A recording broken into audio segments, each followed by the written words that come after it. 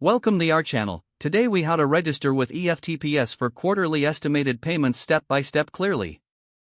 To register with the Electronic Federal Tax Payment System, or EFTPS, for quarterly estimated payments, begin by visiting the official Look for the enrollment button on the home page and click it. You will be directed to a new page where you can choose to enroll as an individual or a business. Select the appropriate option that applies to you. Fill in your personal information, including your name and address, as prompted. Provide your social security number or employer identification number, depending on your selection. Next, create a secure login with a username and password. You may also need to answer security questions for added protection. After filling out the enrollment form, review your information for accuracy. Once everything is correct, submit your application. You will receive a confirmation notice indicating that your enrollment is being processed. It can take up to 5 to 7 business days for your enrollment to be completed. Keep an eye out for an email or letter containing your EFTPS personal identification number, or PIN.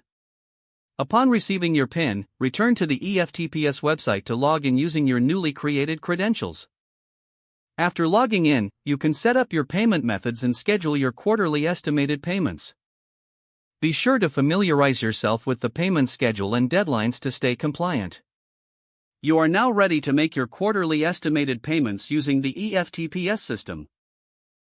If the page does not load, refresh the browser or try again in a private or incognito window. Make sure you are using the correct email address, then retype it carefully to avoid small typos.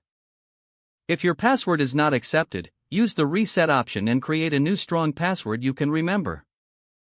Check your spam folder for verification or security emails, then complete any requested confirmation steps.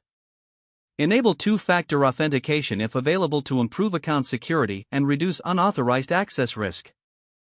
After signing in, review your profile details so your contact information and settings are accurate and current. If you see an error message, note it down and try again after restarting your device and internet connection. Log out when you finish, especially on shared devices, to keep your account and payment information secure. If the page does not load, refresh the browser or try again in a private or incognito window. Make sure you are using the correct email address, then retype it carefully to avoid small typos. If your password is not accepted, use the reset option and create a new strong password you can remember. Don't forget to like this video and subscribe to our channel for more step-by-step tech guides.